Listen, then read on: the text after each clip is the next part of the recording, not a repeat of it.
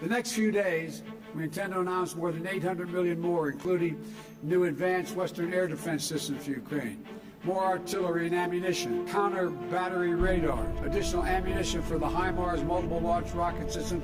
Joe Biden said that the U.S. will support Ukraine for as long as it takes for it to win the war against Russia. A public service announcement issued by New York City last week to prepare its residents against a possible nuclear strike may be telling us just how far Biden is prepared to go. For a country that Barack Obama once said is not a core U.S. interest, why is Biden willing to put everything on the line for it, including risking a nuclear war? Hi, I'm David Wu, a former Wall Street investment strategist with a 20-year track record of making actionable predictions about major global change. Welcome to The Money Game, where I take on groupthink, propaganda, and conspiracy theories in my critical analysis of markets, economics, and politics. Before we begin, please hit subscribe and the bell button so that you will be notified when a new video comes out. To understand U.S. policies towards Ukraine, we need to first of all appreciate that there are two distinct and opposing approaches to foreign policy in the United States. The first is called the idealist foreign policy. The second is called the realist foreign policy. Advocates of the idealist approach believe that U.S. foreign policy should be foremost guided by the ethical, moral, and philosophical values of the United States.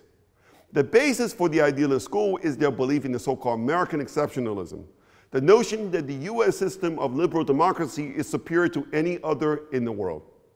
Advocates of idealist foreign policy believe that the U.S. has an obligation to promote democracy and its liberal ideals in its dealing with other countries.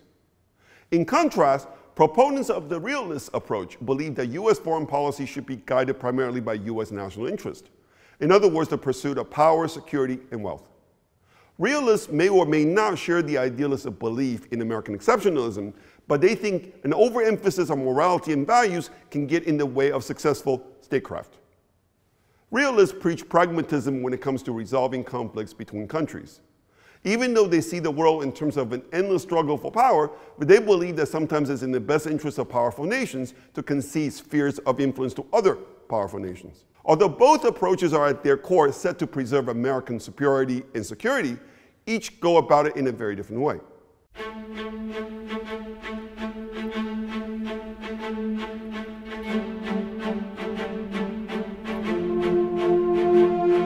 The founding fathers of the United States were mostly realist.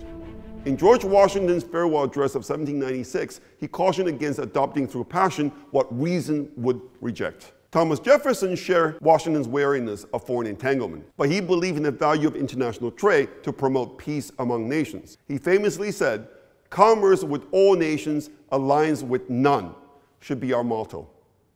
The most influential American idealist was Woodrow Wilson, who led the U.S. into World War I to, in his own words, make the world safe for democracy. Wilson felt that the U.S. had a duty to spread democracy and did not hesitate to deploy U.S. troops to ensure this objective. He frequently intervened in the affairs of other countries, especially in Latin America, saying in 1913, "I'm going to teach the South American republics to elect good men." Wilson also developed the idea of American liberal internationalism, the doctrine for a rule-based world order in which international organizations like the United Nations are charged with promoting and enforcing liberal objectives like free trade, capital mobility, democracy, and human rights. It is apt that Wilson has been called the first globalist, the father of globalization.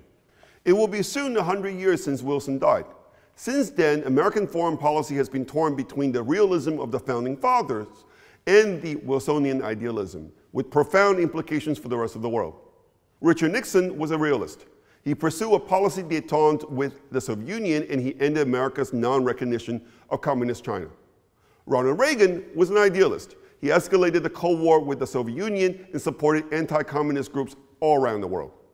Bush Sr. was a realist. He freed Kuwait from Iraqi occupation, but did not drive on to Baghdad to remove Saddam Hussein from power.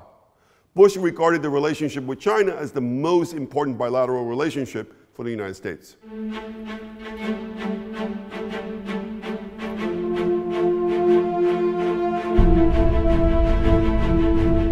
We gathered to celebrate a great victory, a moment when our country has chosen to take the lead in shaping a new world of expanded trade and expanded opportunity. In a few moments, the President will sign the North American Free Trade Agreement.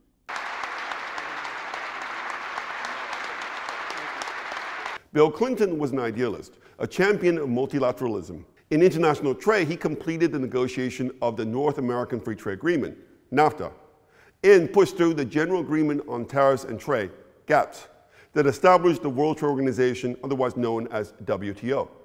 Importantly, he welcomed China into the WTO. On security arrangements, he signed off on the expansion of NATO over the protests of his domestic realist critics, such as Henry Kissinger. George Kennan, the architect of America's Cold War containment policy, called expanding NATO the most fateful era of American policy in the entire post-Cold War era. George Bush Jr. was also an idealist, who invaded Iraq to remove Saddam Hussein from power. His Deputy Defense Secretary Paul Wolfowitz summed it up when he said before the invasion that American occupation of Iraq could create a democratic government that would have a positive ripple effect on the rest of the Middle East. Bush's decision to invade Iraq was justified by the optimistic belief that America could build a better world. Obama was an idealist too, even though he was more tentative than Bush when it came to getting his hands dirty. He launched a military intervention to overthrow Muammar Gaddafi in Libya, but did little to help the opposition to restore order as the country descended into civil war. During the Syrian civil war, he provided the anti-government alliance with money and weapons, but made sure his support didn't tip the balance against the dictator Bashar Assad. His policy of doing something but not enough prolonged the civil war that resulted in the worst humanitarian crisis in recent history.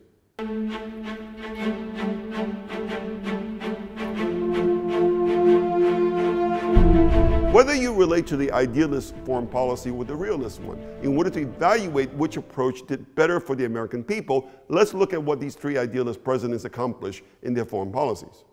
In the area of trade, NAFTA and China's entry into the WTO swamped the U.S. with cheap imports but did very little to boost U.S. exports. Between 1994, the year NAFTA went into effect, in 2016, Obama's last year in office, U.S. non-petroleum imports increased by more than 300% in real terms. During the same period, U.S. manufacturing employment shrank by nearly 30%, with more than 4 million manufacturing workers losing their jobs. It wasn't just manufacturing workers who were adversely affected. Median real household income in the U.S. stagnated during these three idealist presidencies. In other words, the standard of living for middle-class Americans went pretty much nowhere during those 24 years, even taking into account of the cheap Chinese TVs that they got to buy. In contrast, liberal internationalism was great business for American corporations. Companies were able to cut costs by offshoring their production or threatening to do so to gain leverage over their workers. As a result, profit margins of non-financial corporations that had been declining since the 1960s surged during those three presidencies, while income inequality increased. This unhappy outcome for the average worker is before considering the cost of the wars under Bush and Obama. A study by the Watson Institute of International and Public Affairs at Brown University found that U.S. wars in Iraq, Afghanistan, Pakistan, and Syria have cost U.S. taxpayers over $8 trillion, and over 7,000 U.S. servicemen died. This is on top of nearly 1 million non-Americans who died in these post-9/11 wars due to direct war violence, of which 400,000 were civilians. The Brown study also found that the wars had been accompanied by violations of human rights and civil liberties in the U.S. and abroad. These costs might have been worth it if they helped those countries to embark on a path to democracy and stability. Yet in 2021, the Freedom House gave Iraq a global freedom score of just 29 out of 100, Afghanistan 10 out of 100, and 1 out of 100 for Syria. In the 2020 World Bank Global Ranking of Political Stability, Iraq, Afghanistan, and Syria took 3 of the last 4 places out of 194 countries. To say that American idealist foreign policy of the past 30 years was a total disaster is probably not quite fair. It did lift hundreds of millions of Chinese people out of poverty, but this came at a great cost to average Americans.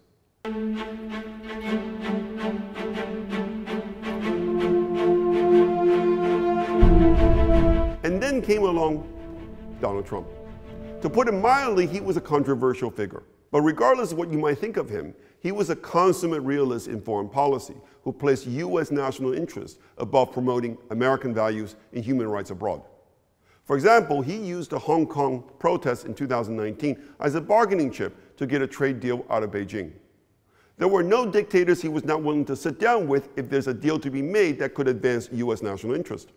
For example, Trump did not allow the assassination of Jamal Khashoggi to influence the support of Mohammed bin Salman, who set Saudi Arabia, the most important U.S. ally in the Middle East, on a path of ambitious social and economic reforms.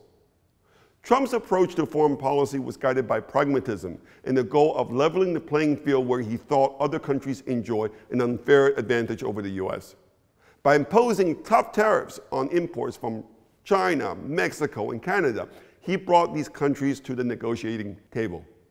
By renegotiating NAFTA, he reduced the ability of U.S. corporations to exploit loopholes to ship cars and trucks with high content of Chinese-produced components into the U.S. on a tax-free basis. The agreement also required that at least 30% of work on tariffs-exempt vehicles must have been done by workers earning at least $16 an hour.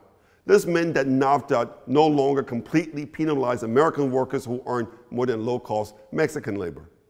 His trade war with China resulted in meaningful Chinese concessions, including the lowering of tariffs on imported U.S. goods, reduction of barriers to entry for U.S. financial corporations, and the creation of a framework for resolving disputes over issues like intellectual property. Trump was instrumental for the conclusion of the first major peace agreement in the Middle East in 50 years, the Abraham Accord between Israel, UAE, and Bahrain. Trump understood that if China and Russia were to join forces against the U.S., it will pose a grave competitive threat to the U.S. This is why he cultivated a personal relationship with both Xi Jinping and Vladimir Putin. He called the former a great man and repeatedly expressed his admiration for Putin. Whether this worked to keep the two American adversaries apart or not, the two countries waited to sign their strategic partnership agreement only after Trump's presidency had ended. Trump was the first president since Jimmy Carter 40 years ago who did not start a new foreign war. We can debate his performance after the outbreak of COVID, but during the first 3 years of his presidency, median household income grew. Income inequality diminished, and the poverty rate among black people dropped below 20% for the first time in post-World War II records. The black unemployment rate went under 6% for the first time in records going back to 1972.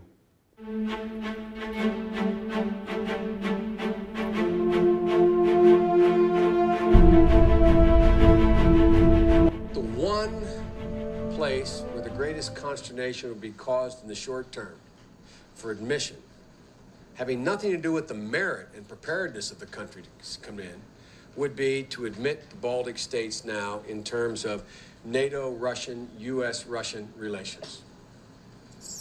And if there was ever anything that was going to tip the balance, were it to be tipped in terms of a vigorous and hostile reaction, I don't mean military, in Russia, it would be that. With the presidency of Joe Biden, idealist foreign policy has returned to Washington with a vengeance. In 2002, Biden, as the chairman of the Senate Committee on Foreign Relations, was one of 28 Democrats who voted with Republicans to approve George Bush's plan to invade Iraq. He also backed NATO expansion. Biden has brought into his administration neoconservatives who were cheerleading the U.S. invasion of Iraq.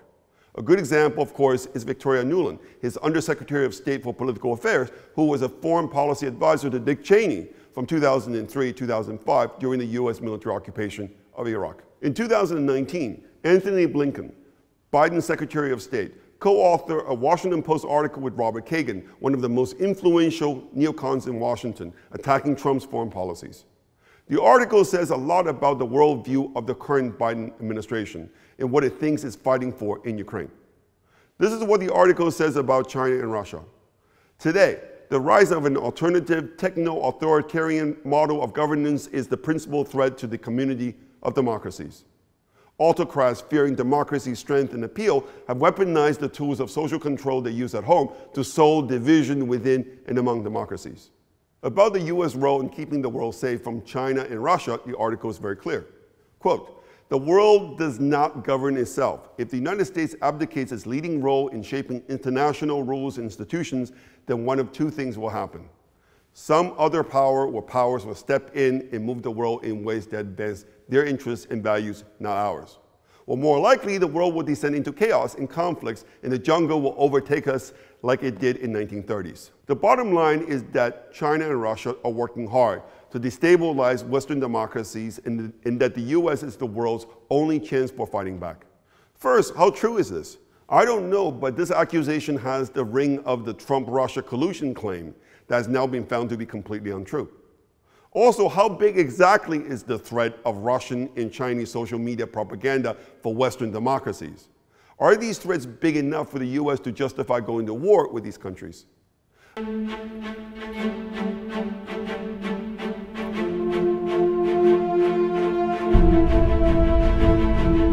As an American, I want to know how the deepening US involvement in Ukraine serves US national interest. Weakening the economies of US allies in Europe doesn't seem to serve US national interest. Pushing the two greatest adversaries to the US closer together doesn't seem to serve US national interest. Alienating traditional US allies like India, Brazil, Saudi Arabia does not seem to serve US national interest. Risking pushing the US economy into a recession does not seem to serve US national interest. Robert Gates, who served as Secretary of Defense under both George W. Bush and Obama, wrote this about Biden in his 2014 memoir. He's a man of integrity, but I think he's been very wrong on nearly every major foreign policy and national security issue over the past 4 decades. The US saved the world twice in the 20th century, by first defeating Nazi Germany and then by bringing down the Soviet Union. Both regimes had to be stopped because of their dangerous ideologies and because of their expansionism. Russian and China are authoritarian regimes, but it's not clear that either has ideological ambition. Like all countries, they do have economic and technological ambitions, and they're big enough to be in a position to challenge the US hegemony one day. It is in the US national interest to maintain its global hegemony.